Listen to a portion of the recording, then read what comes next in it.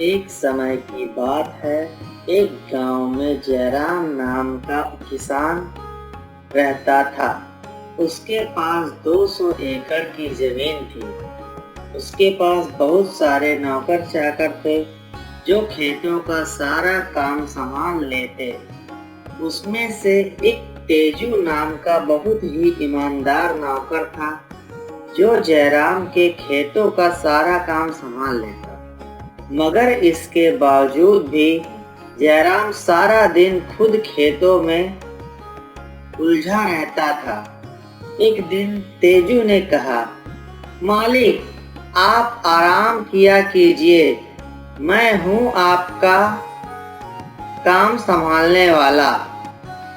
तो ये बात सुनकर जयराम ने कहा, तेजू, इसमें कोई शक नहीं कि तुम ईमानदार और मेहनती हो।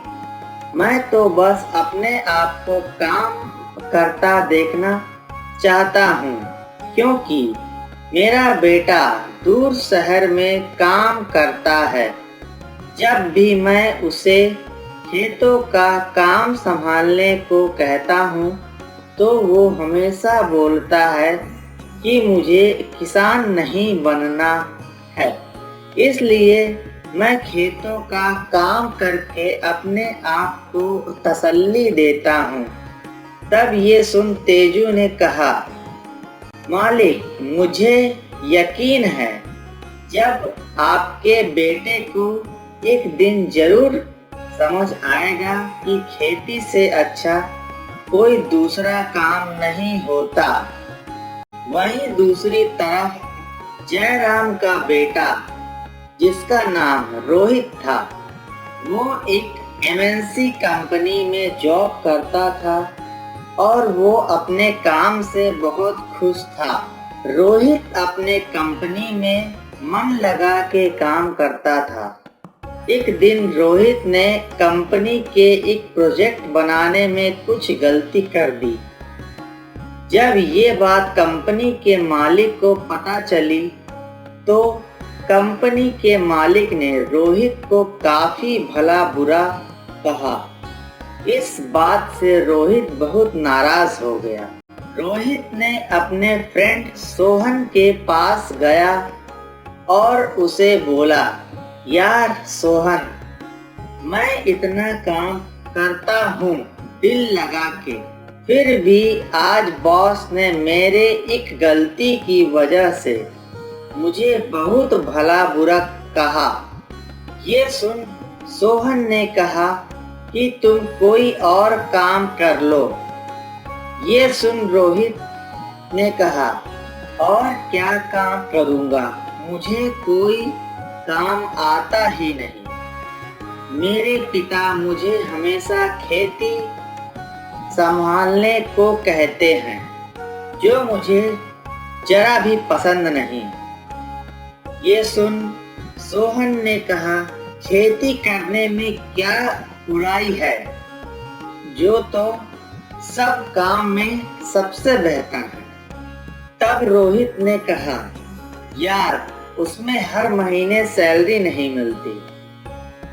सोहन ने कहा, खेती करके जो फसल होती है उसे बेच के जो पैसा मिलता है वो तुम्हारे मंथ की सैलरी से भी ज्यादा होगी। तुम्हें अपने पिता की बात मान लेनी चाहिए और खेती जरूर करनी चाहिए।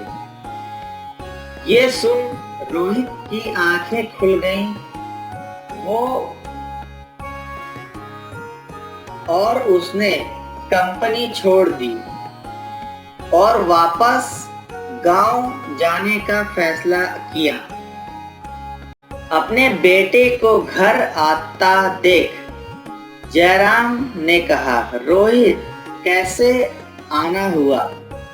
तब रोहित ने कहा, पापा, अब सारे खेतों का काम मैं संभालूंगा। ये सुन जयराम को विश्वास नहीं हुआ। उसने कहा, रोहित, ये तुम क्या बोल रहे हो?